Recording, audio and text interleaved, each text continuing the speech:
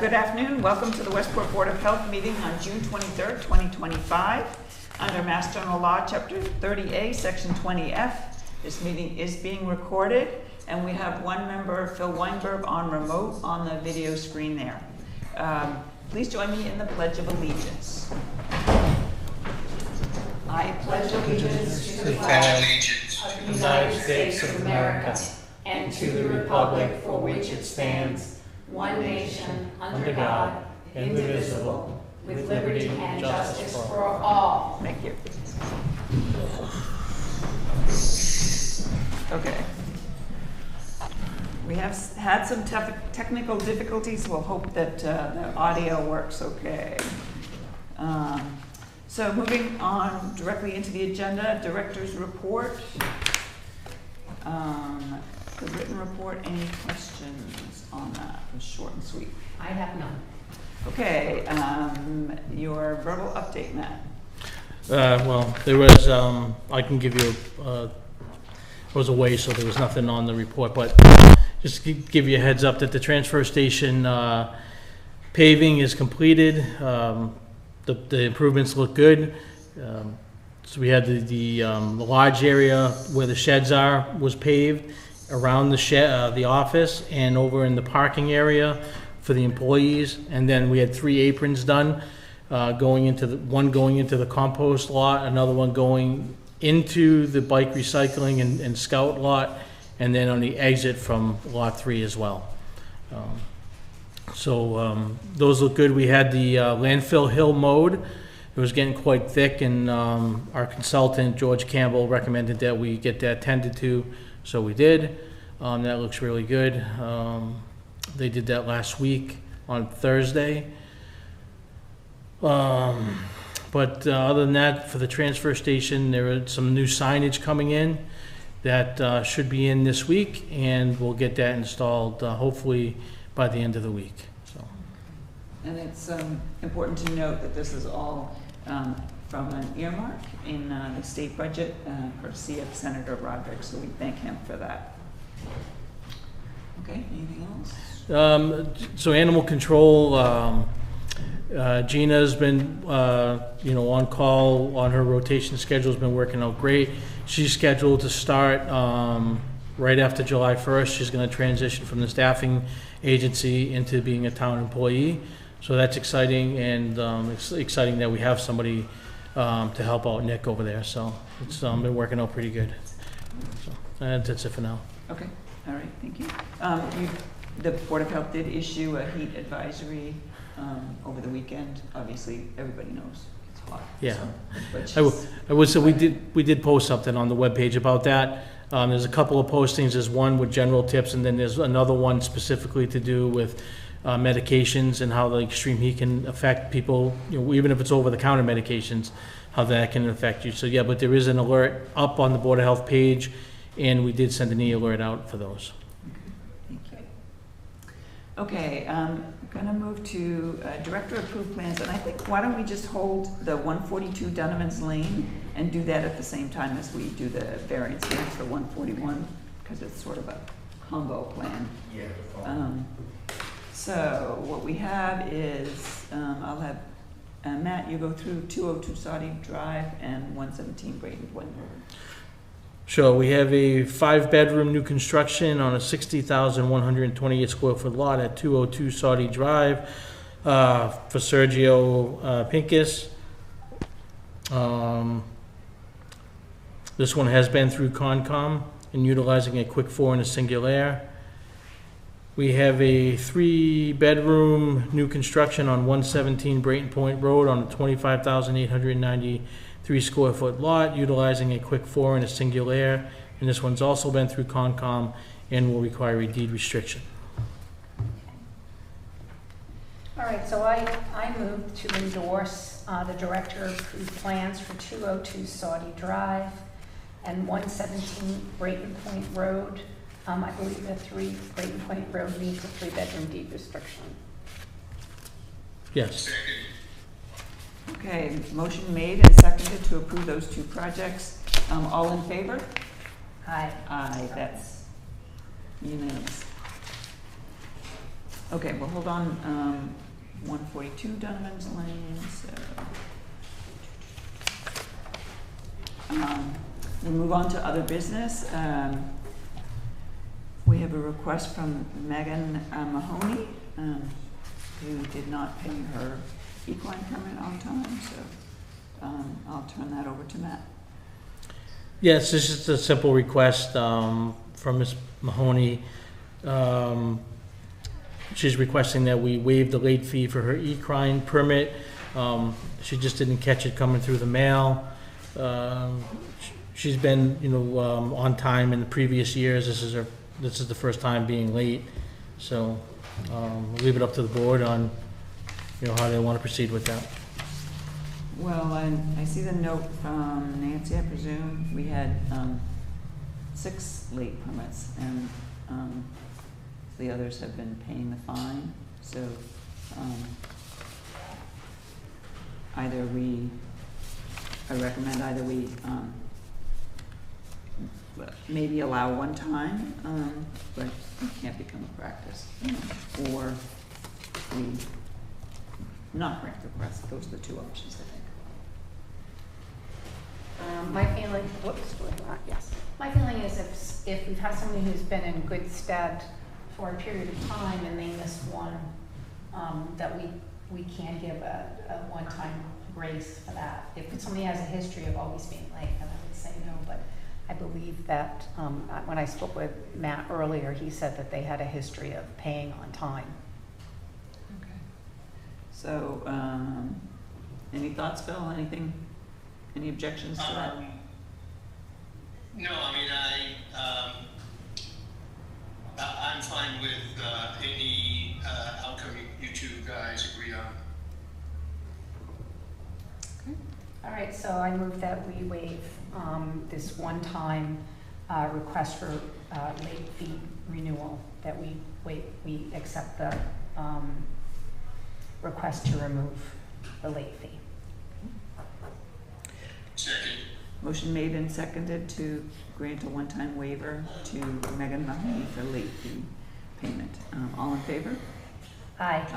That's unanimous, thank you. I'm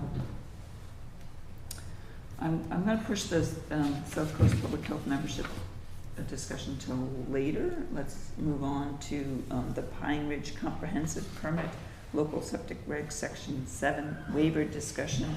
And I think, Phil, you've been taking the lead on this. You want to kick off that discussion? Okay, so this is kind of the follow-up to the meeting that the chairman of the ZBA convened with representatives from the board. Matt was there, Conservation Commission, the developers, team, and ZBA's consultant. And I think what came out of the discussion on the Section 7 perk rates was that the developer, made it clear that 2 things. I think, one was their recognition that unless the conditions that existed back in 2006, where they got a very fast perk rate, which allowed them to site the SAS in the area that's designated on the plan, that unless that happened again, which seemed unlikely because their recent test failed, both our local regulation and Title V's regulation in terms of the maximum length of time permitted to do a siting, that they were going to have to relocate the SAS someplace on the, I'll call it the owner's property. And there was kind of discussion about there being a lot of upland acres and where they might put it. So I think there seemed to be some resignation that they were going to proceed with that, but they're going to do a further, at least one further perk test at that location September.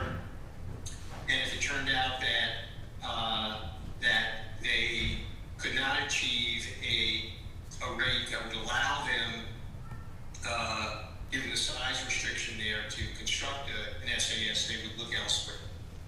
And but I think the second point was that they were also clear that they wanted to pursue a waiver decision from the board, and that should the board enforce our local regulation, that they would challenge that in front of the Housing Appeals Authority, whatever their formal title is, and then that they also, if they were there, that they also, I guess, would consider also seeking a waiver from the new construction denitrification requirement. And so what I proposed is what I thought was the most productive outcome, because I think this is a situation where, although the boards of health, obviously can be more stringent than DEP, this is a situation, say, different from denitrification, in which DEP hasn't, or Title V hasn't articulated a specific standard. That Title V does have a specific standard, which allows a perk rate twice our rate, and the burden of proof is going to be on us as to why 30 is the maximum. But I do also think that there's an openness there to do kind of a maximum practicable, extent solution to the problem. So what I proposed is that in lieu of a decision standing alone, rejecting or accepting the request waiver, that the ZBA issue a permit condition as part of its comprehensive permit, and essentially what it says is, go ahead, developer, you need to do your test. We're going to be involved in, reviewing that, according to our standard approach. On that, if the test fails, then they would go ahead and conduct other perk tests, and that would be done in consultation, with the Board of Health as to where those kind of made sense and how many perk tests, would be required. And then the third provision says if they achieve a perk rate that is 30 or lower, then that is where the SAR should be located. If they can't achieve a perk rate within that maximum, that they would achieve then they would take the next closest rate. So essentially coming as close as possible, to what our maximum is, and consistent with the maximum extent feasible, which gives them an opportunity, to make the case that, there's a site there, but it would be an extremely complicated engineering situation, or, that's kind of similar to what the upgrade regulation, talks about, maximum feasible compliance, looking at both at financial and at engineering principles, and essentially would, work out in discussions between, the office and our office and the developer as to really what made the most practicable resolution of the problem if there wasn't a 30-minute per inch perk on that came out of any of the testing that they did. So that's the proposal that I was advocating we present to the ZBA, and see if we can get a condition that would, I think, get almost everything,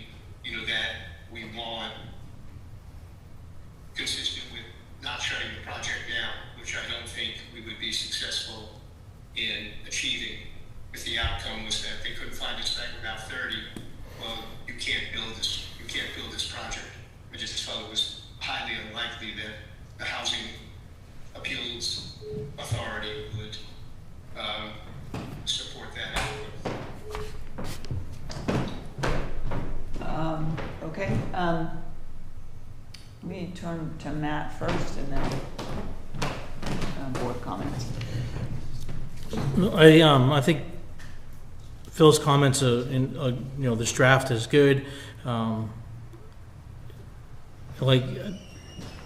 think Phil, we talked about the likelihood that the ZBA probably wouldn't waive the 30-minute per inch perk rate. So this is a good plan to see if they can condition their request to Folland and Delphi. So, but a lot of this will come also, I think, when they come to the Board of Health with their proposed plans. We can also talk again about, all this stuff in this draft as well. So I think it's a good. Okay. Phil, can you clarify, you said that, were they sort of, maybe I don't want to put words in your mouth, threatening that if the ZBA didn't grant the perk rate waiver, that they would then ask for another waiver for the D-night that they aren't currently asking for? Did I get that right? Yeah, I think that there's,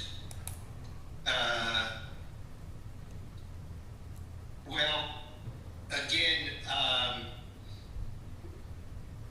this was a comment made, in passing, and so it didn't get a lot of scrutiny, at the time as to what exactly they meant.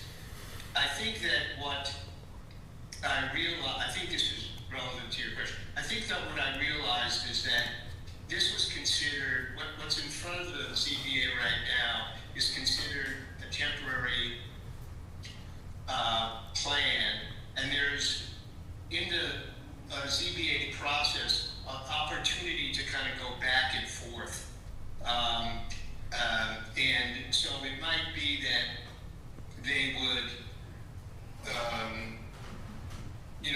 they'd come to us, hopefully we would work it out. That would obviously affect what the final plan would look like, because, the SAS would be relocated, and there's a similar thing going on, with stormwater management. I think that what he was saying, and again, I don't know what the legality of this is that if they have to take an appeal in order to move forward on the project and kind of get a final plan permitted, and they're going to the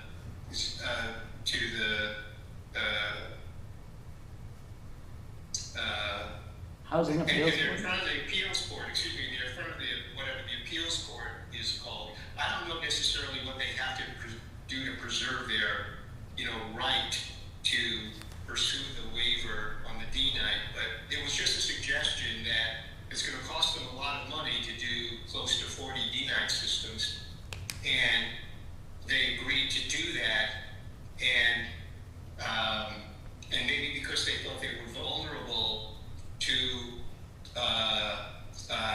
our making the case that having D-night was a local concern of a level that they could, if they didn't want to have to defend against. So in any event, it was an issue that, that was raised, that, hey, if I'm going to go to court, I'm going to bring all my issues there, where if we could just move this process forward, then they were willing to honor their agreements to do D-night. Okay, well, I don't know how the nitrogen loading requirements would come into play in terms of requiring D-night anyways, but I'm not a lawyer, but as a layperson, if they didn't ask for a waiver at the ZBA, how can they then, in an appeal, request a judgment on something that they didn't ask for? Well, I mean, I don't really know the answer to that. I think that Yeah. Yes. Yeah, so they filed for a waiver, and then they chose to withdraw the waiver, kind of voluntarily, and so it's no longer right now before the ZBA board, right? But I don't know if there is, because there's a bit of more process to the final determination. I don't know whether if the ZBA, that's in order for this to make sense, the ZBA has to say, okay, we agree with the board, us, the Board of Health, and we're going to deny the waiver. We're going to lock them into requiring no more than a 30-minute per inch perk rate, and that decision is going to come out of is going to be part of the next step. So whether they have a right to come back and reassert a request to waive the denitrification, I just don't know the answer to that. Okay. It was suggested in the broader sense that they could, but we didn't drill down on it. The ZBA's lawyer wasn't there, so.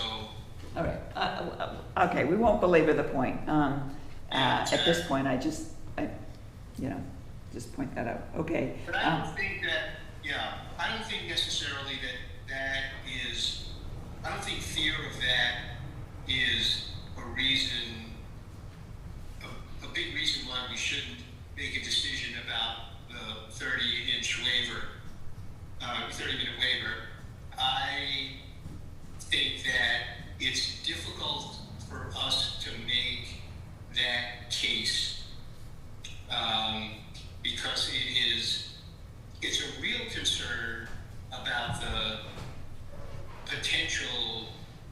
I understand kind of the general protective nature of that, but it's hard to make a real site-specific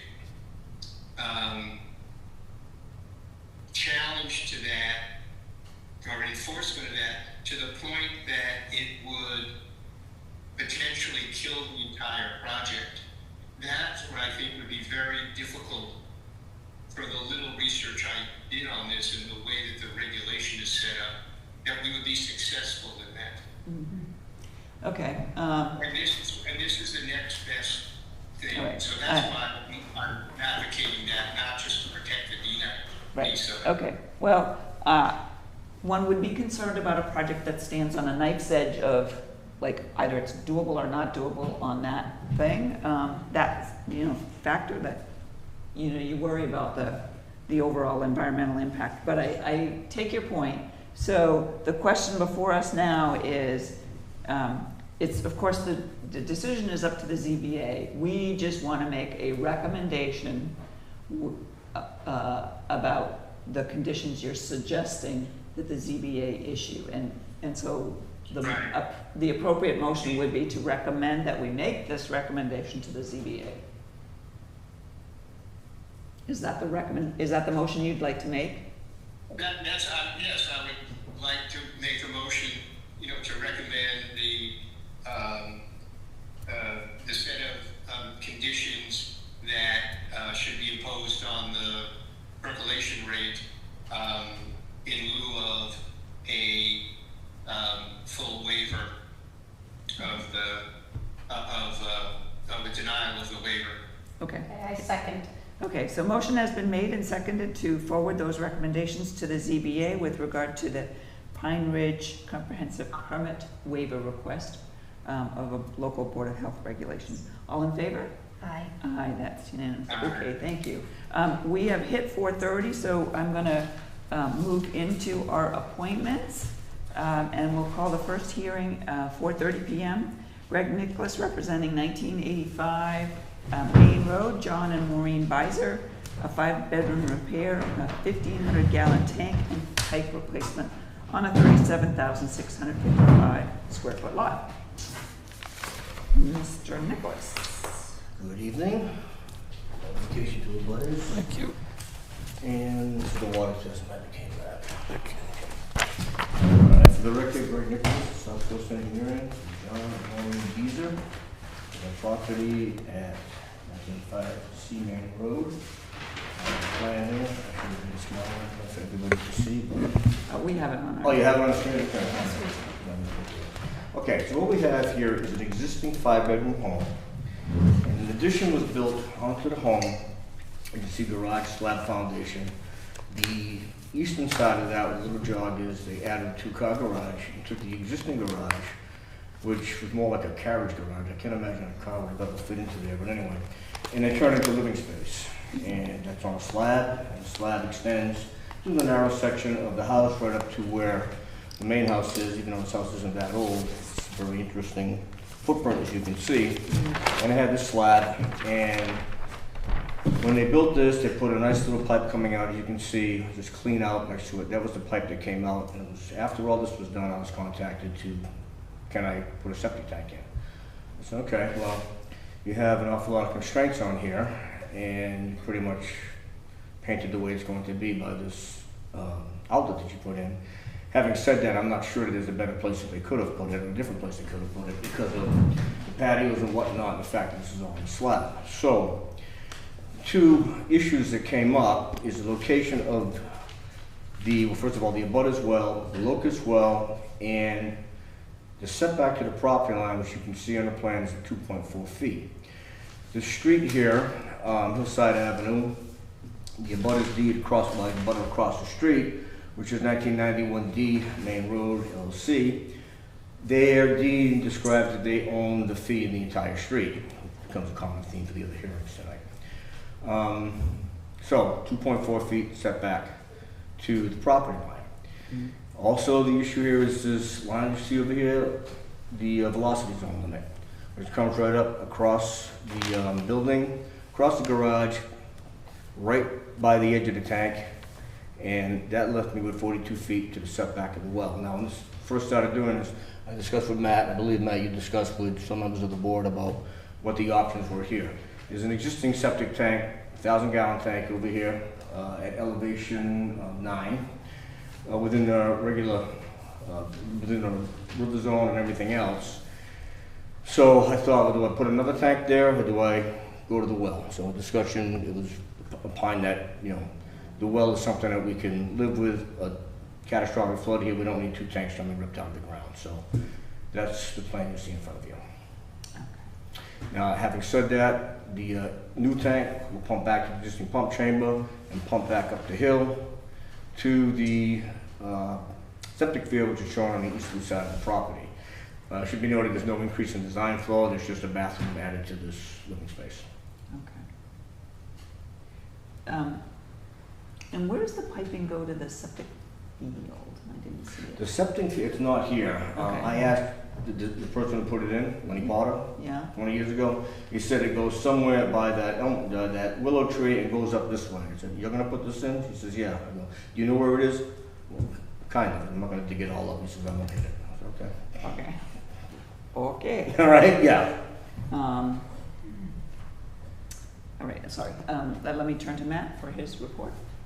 Yeah, so Greg and I talked about this and tried to get the tank in where it would be able to go without hitting the grading issues and maximize the distance from the wells, and this seemed like the best, most likely, you know, the best spot for it to go.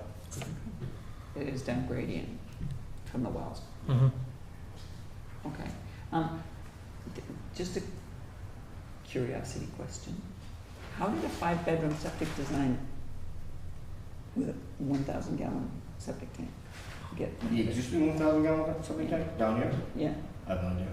It's an old system. I don't know. When did the plan originally done? 1992? Yeah, it is maybe a little older than that. Yeah. Yeah. Yeah. I guess it wasn't required back then. Yeah, All right, I didn't well. do the original time. Okay, yeah, understood. Okay, any have any questions? So, I just want to direct this to Matt because did you see my email, Matt? Yes. Earlier? And Greg did, he did notify all the abutters as required in the full variance. Okay, all right. So, yeah, so the reason I'm raising that is because under the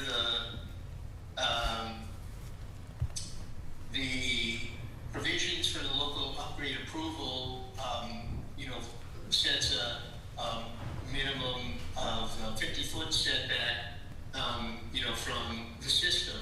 And I think in previous cases where this has arisen, we've considered the septic tank as part of the system.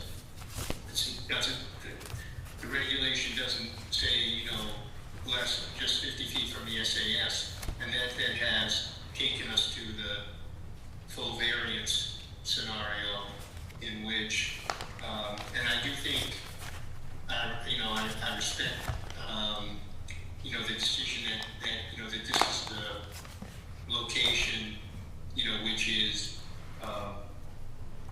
the most, is maximum feasible compliance for this location.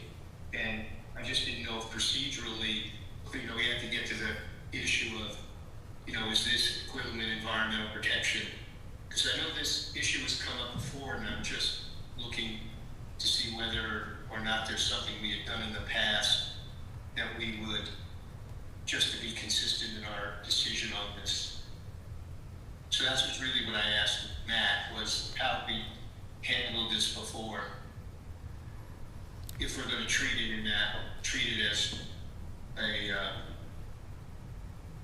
a full waiver. And I appreciate that the notification was done the same. It's just that the performance standards for us to approve the plan under the, formal variance procedures are different than under the local upgrade approval. So, equivalent environmental protection, it's just, so there's no increase in flow. They just added a tank, even though one of the tanks is less than 50 feet away. In the past, I don't have a specific situation to compare this to, but I know that we've allowed it when the site constraints were as tight as this. But I think, Greg, we talked about maybe adding D-Nite or something to create an equivalent environmental protection, and it just kind of wasn't an option for this area. I think we had talked about that. Putting a D-Nite, Sorry. I was gonna say, putting a D-Nite tank into a system that's already treated by one that's not D-Nite, I'm not sure that you'd be achieving anything with that Right. at all. Putting my closer to URI. Yeah. I'm not sure there was much they could do on this, for this Okay. particular site. Phil, just to be kind of a nudge about this, the 15404(3)E, it says the SAS shall not be located within 50 feet of a private water supply well. It doesn't say system. So since it's just a tank, I know, but I don't know. I don't think I'm making this up. I don't think that, okay, well, maybe I've got it wrong, but I know that it's come up previously, yeah. I think. So if I've got it wrong, then I stand corrected. Well, I think of that, yeah. Well, let me see. I don't have The SAS is defined as system of trenches, galleries, pits, field, blah, blah, blah, together with the effluent distribution lines, which receives effluent from the septic tank or treatment system. So that's why I'm thinking the SAS is 50 feet away from the well. The septic tank is not, and it says, another provision where failure of the system is solely due to failure of the septic tank, D-box, or a component. I think it's a little fuzzy, but we could just, I mean, it's worthy of a further discussion, maybe when we're like at a working meeting or where we're in person. I don't want to belabor this particular hearing.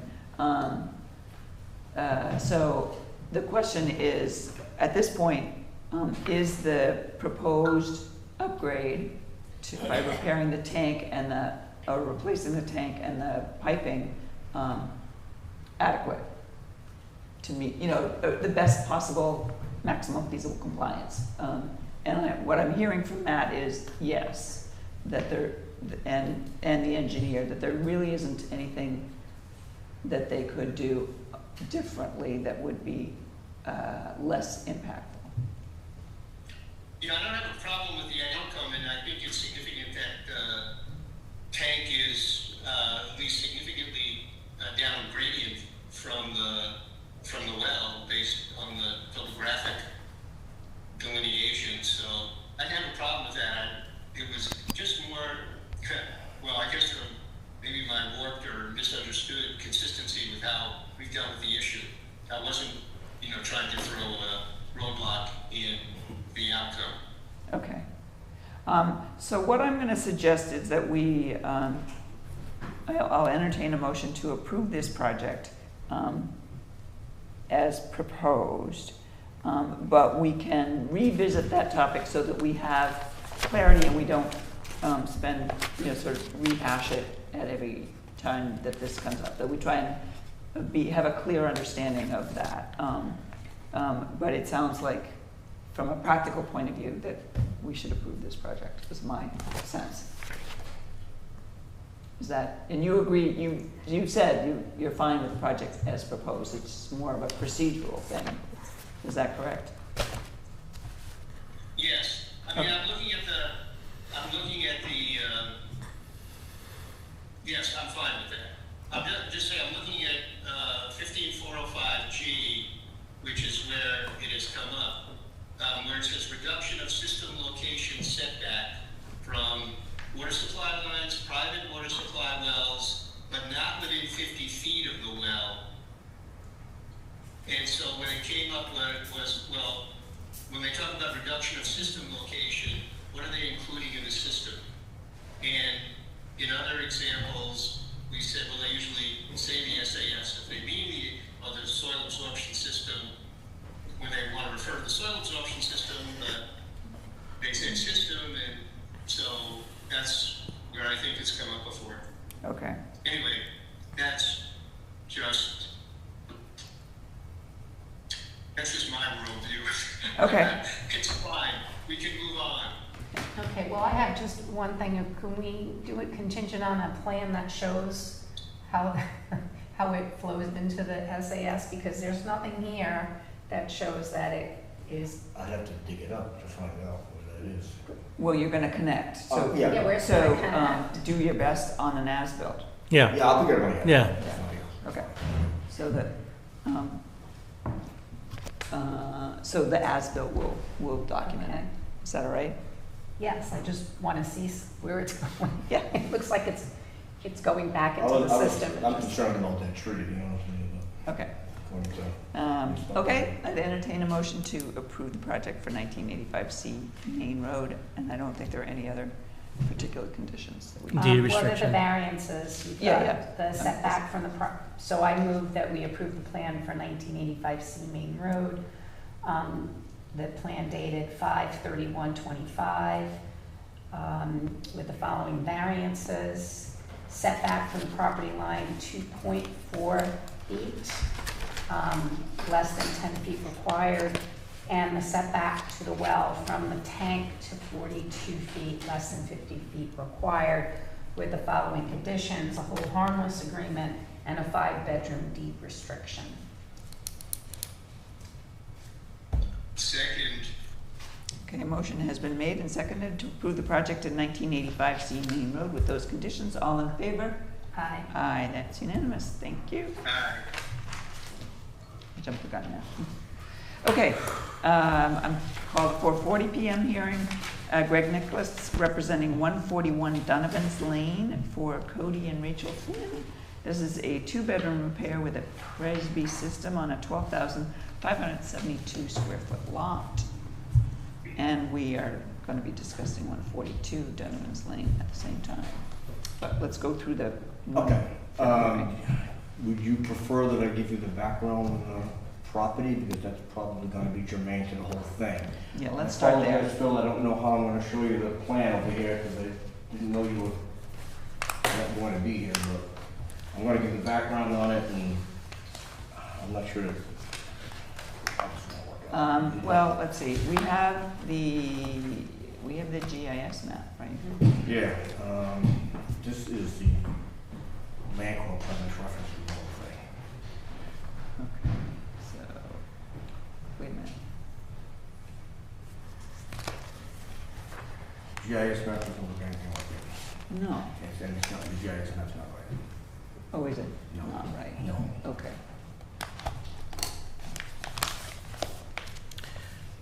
You have a copy of the plan, Greg? Yeah. It'll be a little time before we get to the plan. Okay, you had another copy? Take a look. Well, we'll do the best we can. Okay, I'll probably hold it up to the screen if you want to see it. Yeah. Okay, anyway. So what we have here are essentially two plans for 141 and 142. 142 is an increase in design flow from 2-bedroom to a 3-bedroom, while 141 is a repair, 2-bedroom, to make a 2-bedroom. Both of these lots are currently serviced by cesspools, at least one of which is in obvious failure, and that's the one at 142. So going through the history, on the plan that I just, Matt, do you have it? Okay. 142, lots 31, 19, and 20. Wait. Okay, 142 is the director approved. Okay, I'm just, Okay. okay. So 39, well, what is here listed as 31, 19, and 20? Correct. Okay, what, is that roughly equivalent to 39 and 40-41 on the GIS? Yeah, let's see. Yes, it's these two. Yeah. Okay, yeah, it's we're over here, so it doesn't get messed up. Oh, So, yeah. All right, so all of these lots are owned by COSAR Corp. Lot 31 was owned by somebody named Martins, who in turn sold it to COSAR Corp in 2008. That is the northernmost lot. Lots 19 and 20 is where it gets interesting. The chain of title here from Donovan, Mr. Donovan's Lane, to Kevin Flynn, who is the late husband of Diane Flynn, who's sitting back here, who then in turn transferred the land to Cody and Sarah Flynn, her children, son and daughter, hence named COSAR Corp. And she was the, they were minors at the time, she was the custodian. Eventually it transferred to them, and then Cody and Sarah turned it into COSAR Corp. So why is this all fascinating? If you look through all these deeds, verbiage in the deed includes the entire right of way. It goes from the north side all the way to the very end. That's not a question of a private way where owners own to halfway. They own the entire fee. This is a land court deed. Now, as a land surveyor, I'm not supposed to opine on who owns what. I'm supposed to tell you what property lines are. But where this is in a land court deed and it's consistent all the way through, they own that land. So, I did this all afternoon, I'm trying to make sense of this. The total area of lots 19 and 20 is 14,391 square feet. Lot 31 is 6783, giving me a total of 21,000 square feet. The total area of the right-of-way is 16,888.13 feet, giving me a total area of those three lots plus the right-of-way of 38,063.89 square feet, which exceeds the 25,000 square foot threshold for a denied system. Okay. Now, as you've seen the plan, we're putting two septic systems on that. The second system, which is the one why we're here for the waiver, is on lot 2, which is this lot down here, total of 12,000 and some odd square feet. And that deed is here, which is owned by Cody and his wife Rachel Flynn. This is the repair. It's not subject to the nitrogen loading, but this is not a normal thing that's presented to the board, Right. okay? So I wanted to look and say, okay, if I add the 12,000 square feet, that's gonna give me a total of 50,636.00 square feet aggregate for these parcels. So Now- for 141 and 142 we're Correct. talking about, Okay, now, I use the term aggregate. You have enough on the right-of-way plus the 3 lots, 31, 19, and 20, to support the new system. Lot 2 does not have a nitrogen loading requirement, so the question is, how can we get this permitted? Now, I believe that based on the calculations for area, that it is permittable, but it's a little bit different than a simple septic repair. So I thought, do we have to do an aggregate plan? Well, if this was a new construction for a 2-bedroom, we most definitely would. But it's not, so it's not subject to the nitrogen load. However, I'm putting it on there, combined area. So, without even getting into why we're here for the variance, I mean, I would defer to the board how you want to handle this. Most definitely, I would expect a full deed restriction on lots 2 and 31, 19, and 20 to say they can never have no increase in design flow. If you think this warrants aggregate plan, it's something we can do.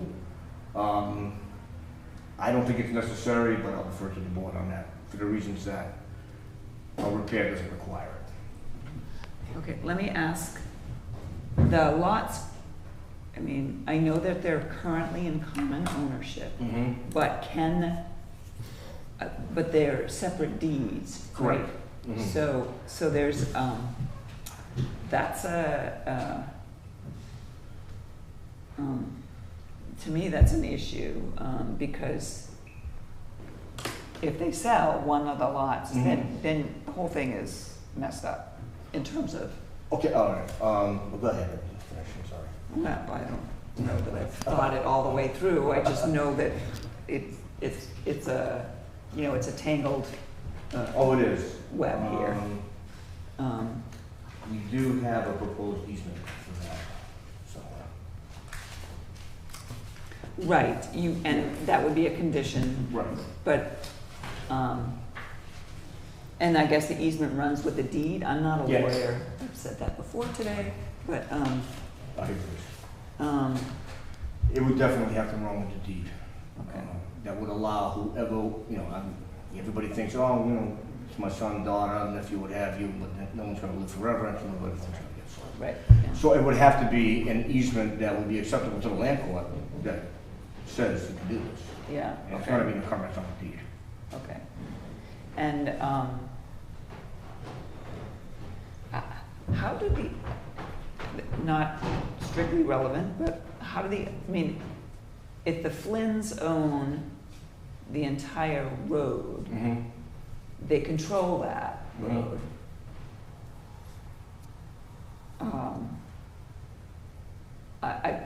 It's not. Well, if I can guess where you're going, it's essentially an easement across their property. Mm. So, I mean, if that were the case, none of the abutters are here, none of the abutters can say, oh, great, fix the road, fix the pothole in my road, do this, do that, the other thing. Yeah, this is the old, reason there's no Malaysia Way, so you used to dedicate land to the town and say, here, it's yours, deal with it. Yeah. Okay. But this is still a private way, or is it? It's essentially an easement, yeah, it's shown on the land court plan, but the fee is owned by the Flynns. Okay. Well, actually, Coast Court, right, Chantal. Okay. Well, I'm gonna turn to Matt for his input, because this seems complicated. So we talked about it being in common ownership. It's owned, all of it's owned by the COSAR Corp, right? COSAR Corp, Cody Flynn. Cody Flynn is half of COSAR Corp. Half of COSAR Corp? How does he? Cody Flynn, he doesn't have anything to do with COSAC. Well, you're the president, correct? Yes. Okay, all right. So that's owned by Diane Flynn. The right of way. Well, yeah, the right of way and COSAR Corp, yes. Cody Flynn on lot 2 is a separate, Ownership. yes. Okay. So Cody Flynn owns this, and COSAR Corp or Diane Flynn as the president, owns 31, 19, 20, and the entire right-of-way. Correct. Okay. But those are separate, that, to which lot is the right of the entire roadway attached? 19 and 20. 19 and 20, okay. The house is on 31, Correct. okay, And Coastal Corp owns 31, 19, and 20. okay. So there could not be construction on 19 or 20? No. Okay. So in effect, practically, functionally, it's all one big lot? Correct, yeah. Okay. With, I think there needs to be some legal, I'm sure they have, or somebody has legal counsel to assure the ownership and all that lines up. Okay. All right, sorry. I'm good. I don't know, I think Phil might have some. Okay. The one Yeah. that is an attorney. Oh, yes. Phil, do you want to see? I don't know if this, I can open it up. yeah. Well, I don't know where you I are. don't know if you can, I don't know how much of that you can see, Phil, I mean. Well, I see that. I see what you're showing me, Graham. But I've never done this before, so.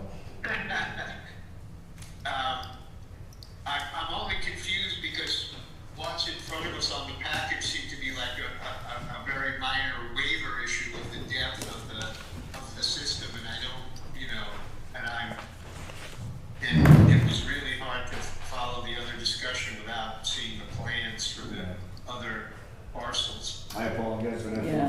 Well, if you look, the reason I made the connection is because if you look at the plan for the 141 Donovan's Lane, Yeah. so you see the GIS map, which is not correct, according to Greg. The lot that's owned by, Is it lot 49? Yes, that's the lot number. It's got all- 49, right, that's 141 Donovan's Lane. That's the one in front of us. 142 is across the street on the eastern side, and that was a director-approved plan. But when I looked at the GIS to look at lot sizes, it didn't add up to No. what, And there's one over there that shows the lot is 14,000 square feet, it's a tiny lot, it doesn't make sense. yeah. Yeah. So that's why I was questioning, that's why I'm combining the two discussions, because they're all intertwined. So if you look at what the plan for both 141 and 142 rely on lot 4041 and 42 and 42. I mean, based on the GIS. This one, is this one included too? No. Just one? Yeah. Okay. it's- 40-41. Yeah, this one here should be, there should be a line here, and this line should not be there. Okay. The 19 and 20 was sold as a common deed going back to Donovan. Okay, so if you look on the GIS map, 4041 is where the systems will be located. Correct. Do you see that, Phil, on the plan? So, Just further than Emily, so there are two, 49 and 39 are owned by the same entity or a different entity? no, 49, which is lot 141, is owned by Cody Flynn, correct? Yes. And 142 is owned, and the next lot, 4041, is owned by Kosar Corporation, which is Diane Flynn. Oh, And so president. so it's gonna be a shared system because the No. septic No. system for both? No, he's got two systems proposed on the same lot, though. And the way he's getting the area is by including the entire easement, the entire roadway because that is owned in its entirety by COSAR Corporation Diane Flynn, which is lots 39, 40, 41 on the GIS map. Not the same as Okay. the map he just showed The you. entire access road is, Yes, that's how he's getting the square footage. right, So, okay, I got it, okay. so not only does there need to be an easement for 141 Donovan's Lane to cross the roadway over to that other lot, there needs to be some way of recording that that all needs to stay permanently in one common ownership, in order to, not Correct. create a boundary halfway through, in the middle of the septic system. So the chain of title, Greg has brought all that documentation. We haven't seen that. It's not in our packet, but, and I don't know that it would help us because it's probably too complicated. But, so those are some of the nuances here. But let's talk about the system design and D-night, non-D-night, whatever. Madam Chair, just one second. Yes. Finish one. Sure. Greg, you have this? But I am. Okay. Yeah. That's the proposed easement. I'm sorry. That's the proposed easement you just gave me. Oh, okay. Which addresses part of it.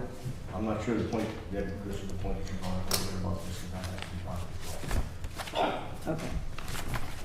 So from just from a technical or engineering perspective, Phil, Donna, Matt, any comments or concerns about the design?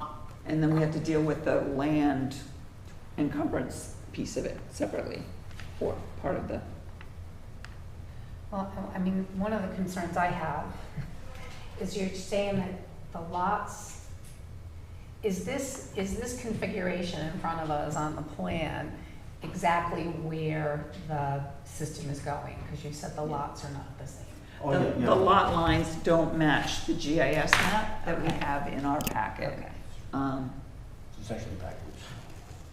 Combine north and north. All I know is that when I looked at this plan, I was very confused, so.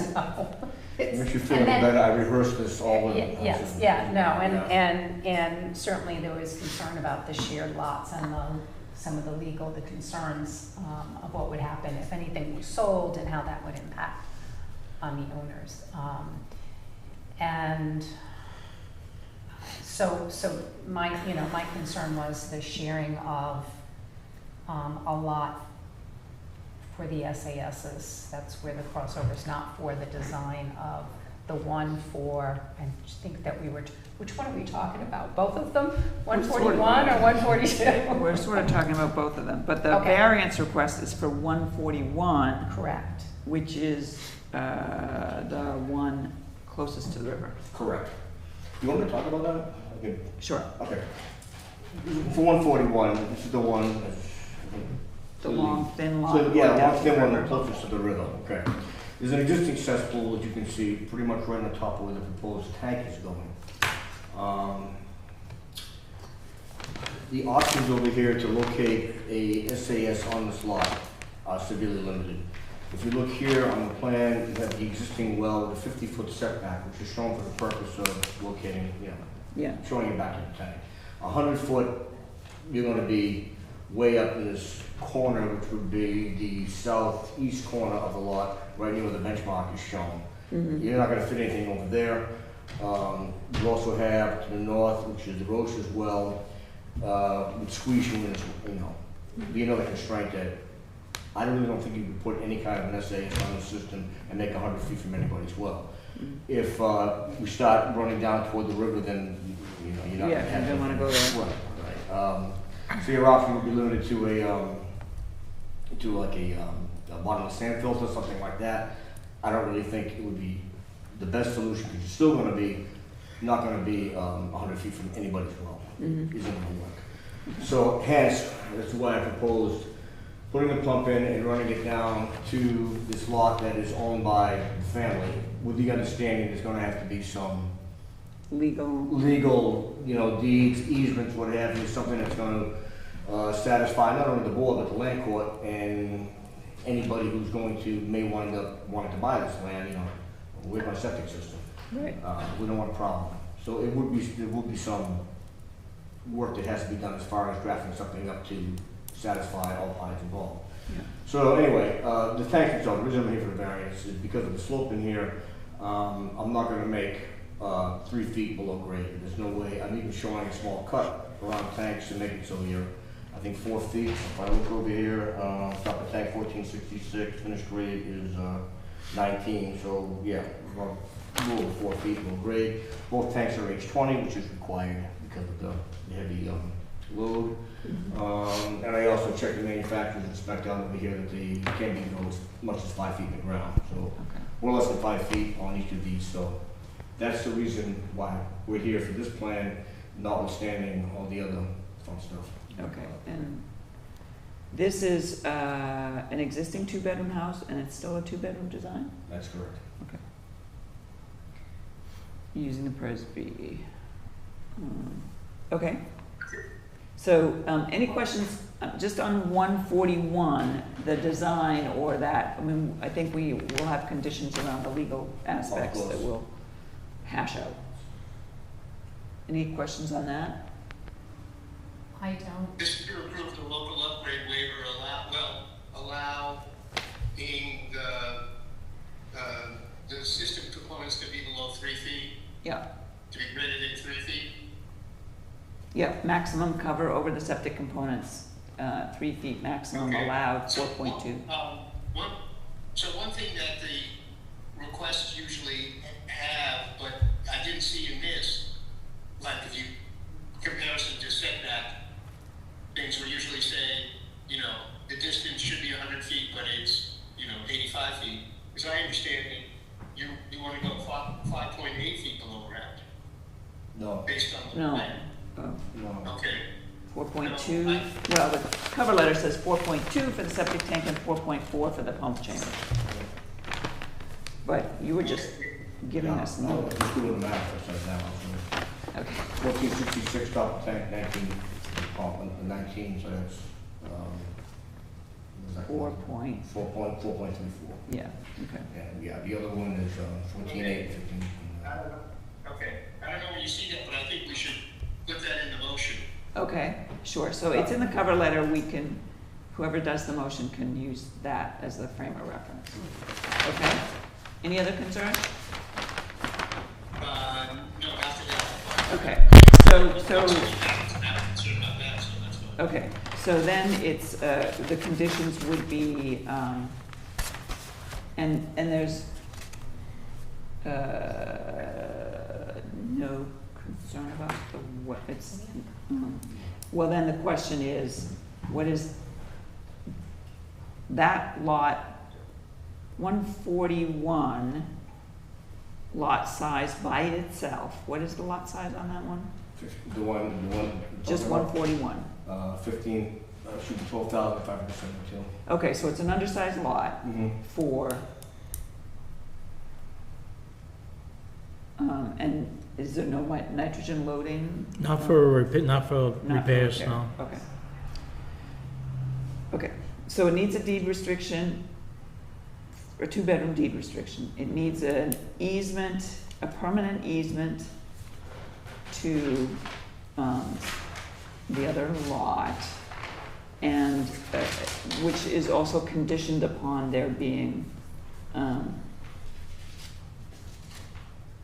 that the ownership, I think, of the roadway and that combined lot, everything that's under COSAR Corporation stays under single ownership. Okay. I'm making this up as I go. Will this all be in the motion? I don't think I can make that flash. Does that make sense? Well, to the attorney, I would want to say if that Yeah, makes sense. so No, we're, I know. so we're talking about the LUA, the 2-bedroom deed restriction, the permanent easement, and subject to a requirement that the all the land associated with the, getting all the numbers right, stays in a single ownership. Not 141, but everything associated with 142 plus the roadway. Has to stay in single ownership. Are we to talking make about this- 141 and 142? This is 141, but Okay. because this SAS is going on to 142, and then the whole harmless and whatever else. Yes, Concom. Concom. Yeah. Okay, is that, have I covered everything? Bill? I was thinking about that, but just sort of a point of information, if you include the road and everything, and is it right, so you have, SAS is on the property that are serving 5 bedrooms, is that right? No. Yes, the SAS is, Oh, Okay, and there's Wait. 50,000 square feet? Correct. yeah, Okay, so that's the issue. So then, I guess, and so the significance of,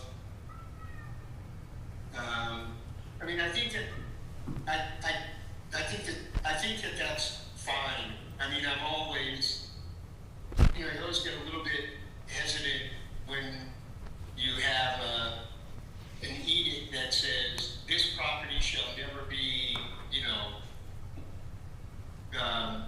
shall always remain as, in the hands of one entity.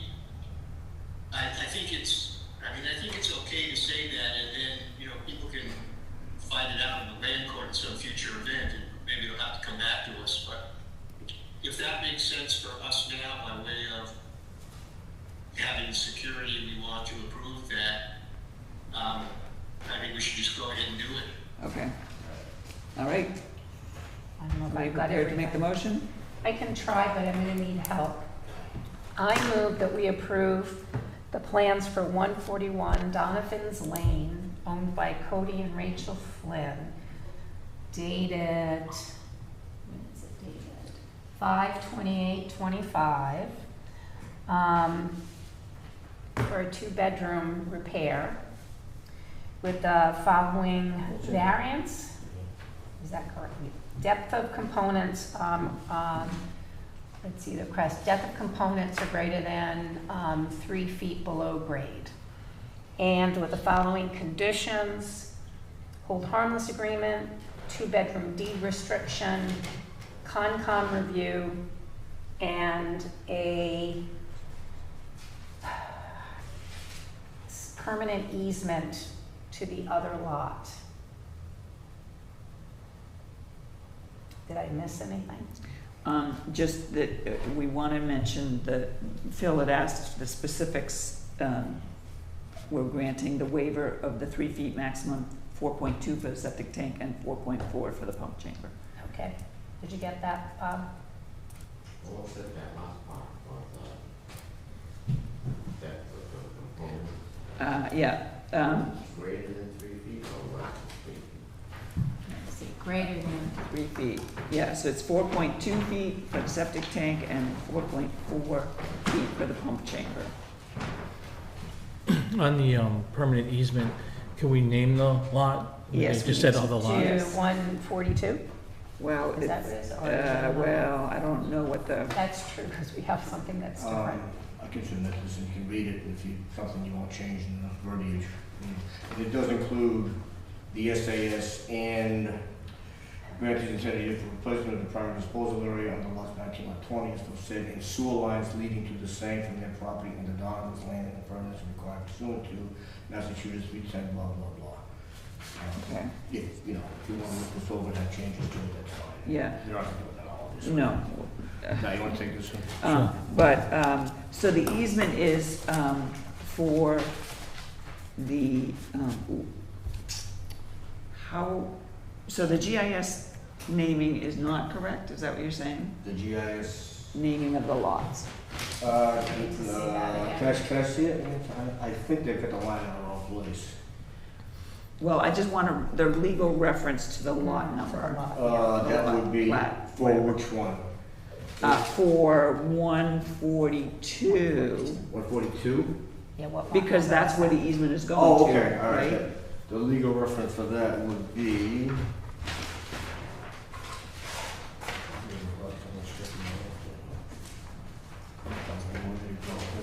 Oh, you want, I mean, because the GIS map says, I would use this land court plan number, lots 31, 19, 20. okay, So it would be permanent easement to lots 31, 19, and 20. under land court Oh, okay. filing 19447D.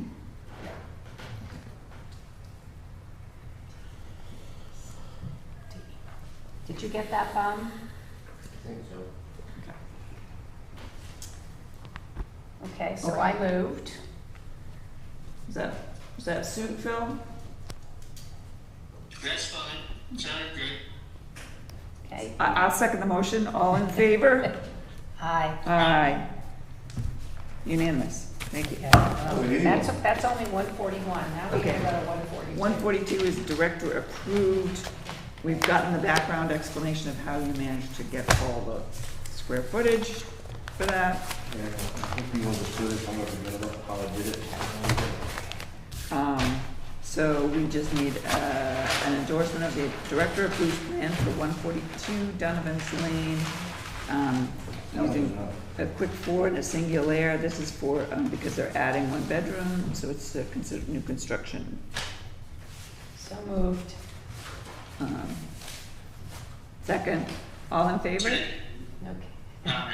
Aye, thank you. Okay. 142 does not require any Concom, as far as I can tell. Well, it's the same. Oh, I don't know. We don't have that plan. Okay. Yeah, I can just tell you right now, 142 has been through Concom already. Alrighty. Thank you very much. All right, Thank you thank for you. coming. Thanks, Greg. Good luck. Sorry, that was so painful. Of what? That he's related. Oh, I can send, I have a copy of it. you want me to give him this? You could just email it to me? Yeah, that's fine. It's, Actually, it's all I got left. Okay. let's see, what's the date? Okay. Sure, you want me? We're going to return to our regular business.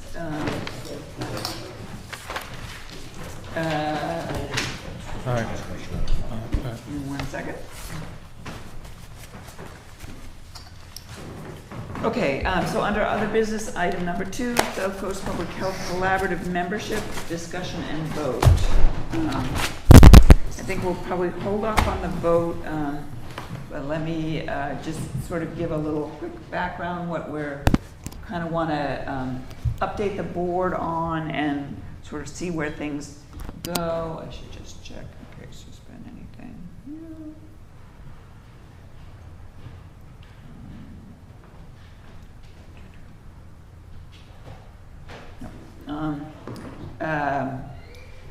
So as you know, we've been the lead agency for the 5-member, or was it's 5-member collaborative, South Coast Public Health Collaborative, with the member towns of Marion, Rochester, Freetown, and Lakeville.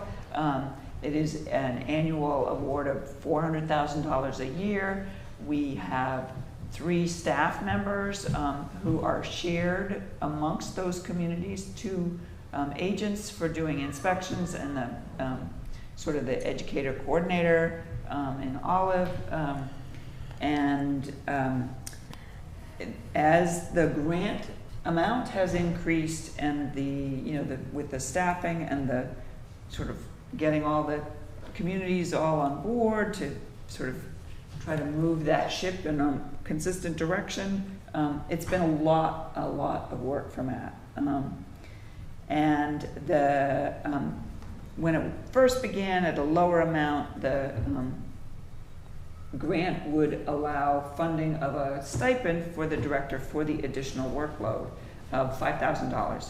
DPH has increased that stipend to $10,000 in light of the increasing workload and lately, and probably will only get worse, the documentation and reporting requirements, since this is federal funding, original source. So we're sort of getting into a sort of a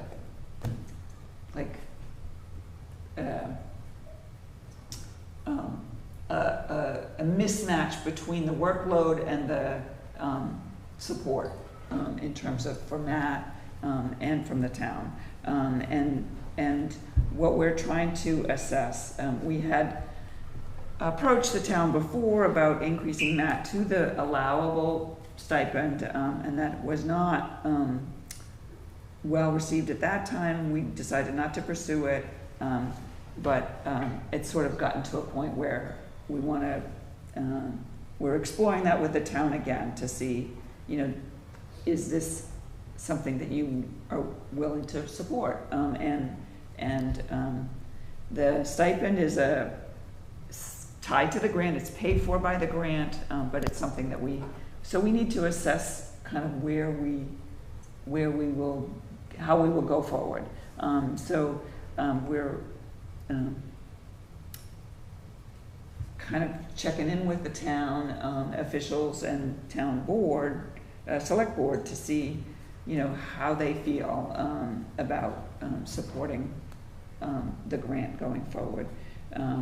Because the end of the fiscal year is a time to reassess whether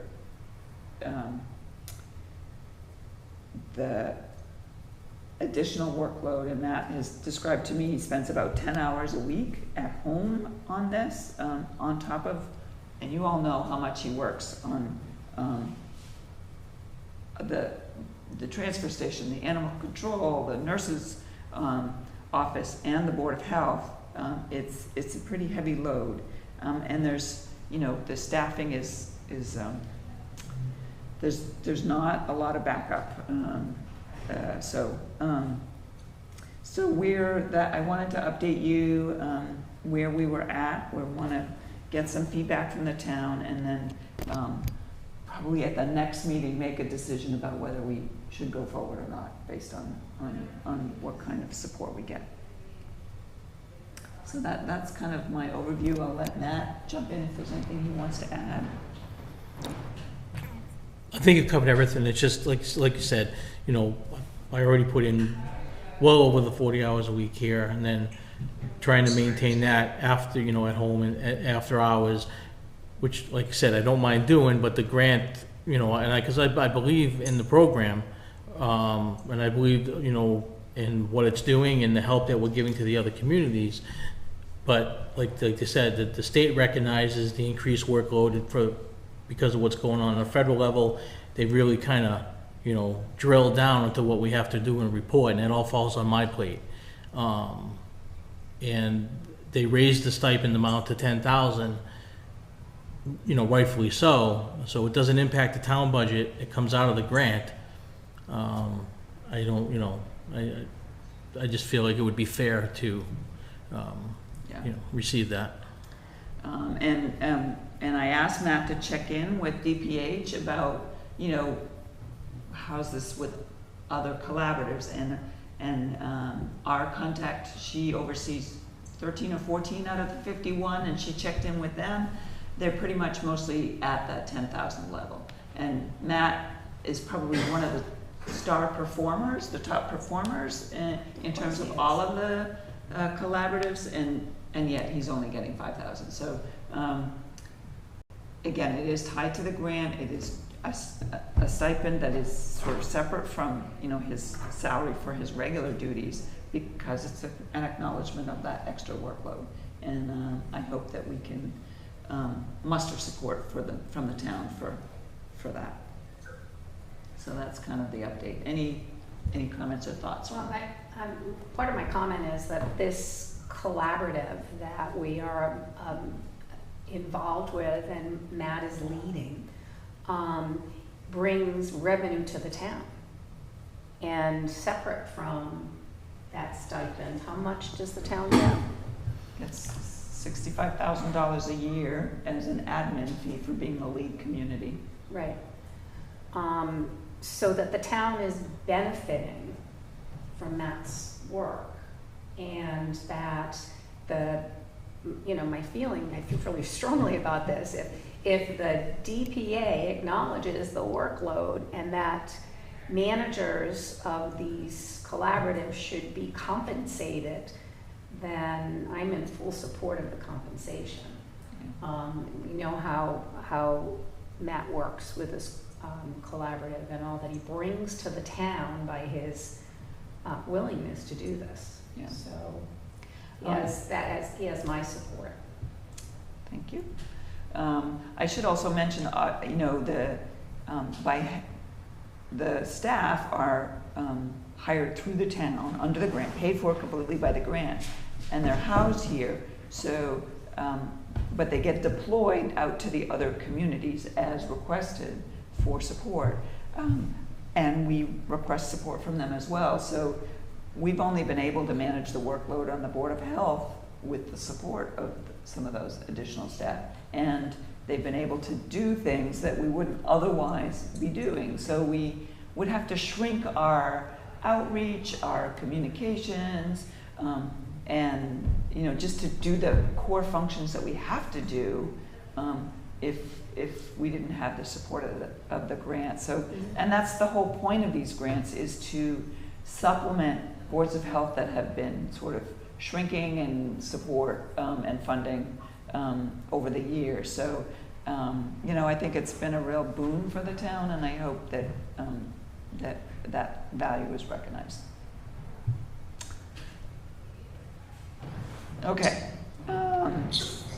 So I think we're going to postpone any sort of final decision about how we move forward based on what feedback we get from the select board and town officials.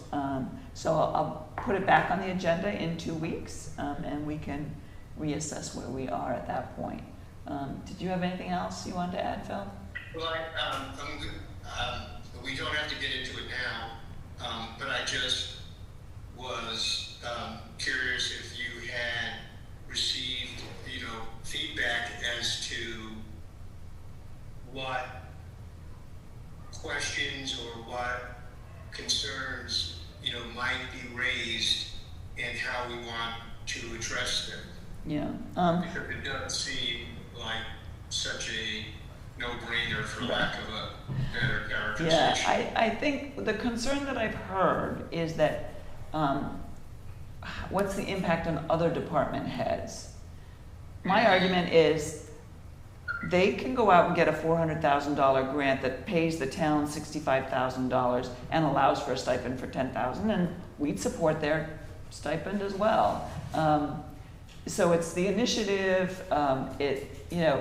I understand you want equity maybe in the town, but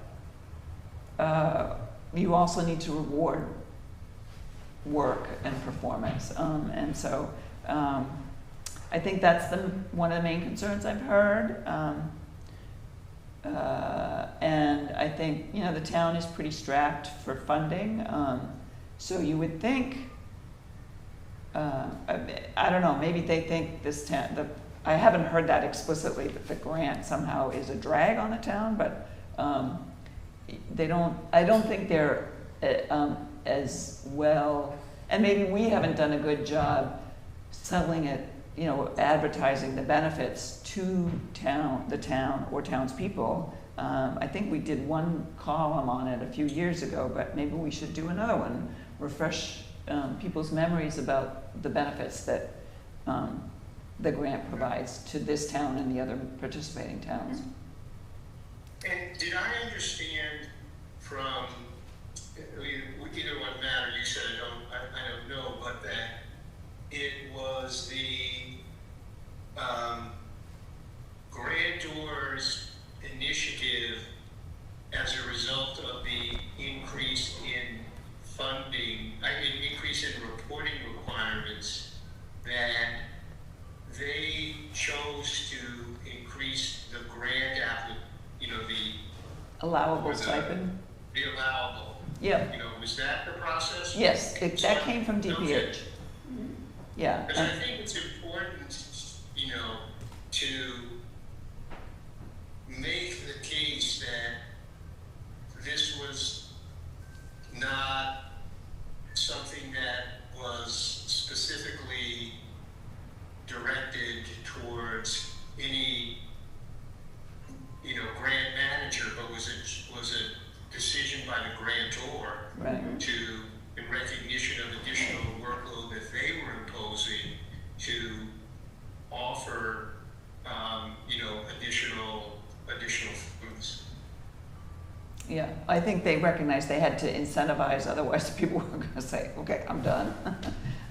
So, Right, exactly. Right. yeah, and I have tried to convey that. We have communication from DPH that expresses that, you know, that I'm working on sharing with the town officials, but, you know, Right. it hasn't been, Right. you know, I'm Okay. working on it, so. So, stay tuned, we'll discuss it again in a couple weeks, and hopefully we'll have good news to be able to allow us to move forward in a way that we all want. Okay, moving on, I want to wrap this up. It's a hot afternoon. Board member updates. Phil, I know you talked about Pine Ridge, is there anything else you want to raise? No, well, let's see. Nothing that's really worth, you know, spending time on. The only thing I would just say is that the hazardous management plan is moving forward, and I saw saw a really good presentation on extreme heat from Mass DPH through MEMA did the presentation, and so I think that there's a lot of support materials out there that will be helpful for us going forward. Yeah. Great, thank you. Donna? Well, the team was at River Day, Yes. and we had a lot of wonderful educational material. Our emphasis really was on prevention of tick and mosquito vector-borne diseases, and we had some swag we could hand out, which was the hit of the day was the bags with the anti no ticks on it. So, but we did spend time educating the public and being part of River Day, and we had other materials as well. So we had some things for the kids. So it was a good day. It was hot, and we did talk about the heat advisory with people as well on that day. So. Yeah. Okay, thank you. Just two quick updates from me. We're trying to work on that. As you know, we got funding for the Household Hazardous Waste Day, but the state. Yeah. Getting it started. Maybe you could mute yourself, Phil. Okay, yeah, that's a trick. You really have to Can kind you? of take it apart and put it back together. You could just mute my phone. Yeah. Sure. Actually, I get it. Household Hazardous Waste Day, the statewide contract for household hazardous waste providers expires June 30th, and they have not issued a new contract yet, so we're sort of on hold on that. And I have done a refresh on the data about cesspools and unknowns, so I'll give you some quick statistics. We sent out 224 letters to property owners a couple years ago around the cesspool upgrade requirement. We have about 57 that have come through with plans and maybe completed. I don't track that. So we're whittling away at those.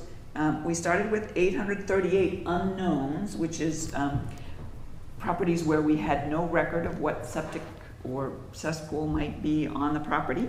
And the 838, I should say, is those where the house was built before 1960. So presumably a cesspool, but unknown. Since then, we've identified 3 as cesspools based on pump records. And we have had 74 properties with plans coming in, so generally they were cesspools that are being upgraded. So that's about another 100 or so. So we're down to 731 unknowns. I know we talked about doing in phases. I have a map. Phil, you're not gonna be able to see this in detail. I would have forwarded it. I can forward it to you electronically, of all the known and possible cesspools in town. And you can see where they're clustered, and I'm recommending that should we go forward with a mailing or something, or phasing, the areas that I would target are Cadman's Neck, Drift Road below Hicks Bridge, Main Road below Cornell Road, and River Road, being, sort of river adjacent, and a sort of high concentration of unknowns and potential cesspools that should be addressed. The other, of course, big cluster is right along Route 6, where we have no sewer line coming in anytime soon. But that I sort of leave that for another day. So just a quick informational update. At some point, we can have further discussions about, how we might proceed with notifying homeowners who don't have a plan in our records. They may have one, and that would be great. They could share with us, but they may need a Title V inspection if they don't know, or. But I suspect a lot of them are cesspools because of the age of the house. So that's my update. Do we have anything else unanticipated? Yes, Matt? No, not anticipated. I just have a question for Phil. Do you need me to send that draft off of the Pine Ridge document off to Roger? Whoops. Sorry. Context, put some context into the letter. So I'm gonna do that so you can send it over to Maria tomorrow. Okay, great. Thank you. Because I think just as it stands now, it just needs a little introduction to it. Sure. Okay, great. Thank you, Phil. And then, Appreciate it. yeah, so I'll send it to you and, yeah. Okay, well, that being conclusion of the business of the day. And I move that we adjourn this meeting at 5:41 p.m. Second. All in favor? Aye. That's unanimous. Aye. Thank you very much, everyone. Thank you. Sorry I jumped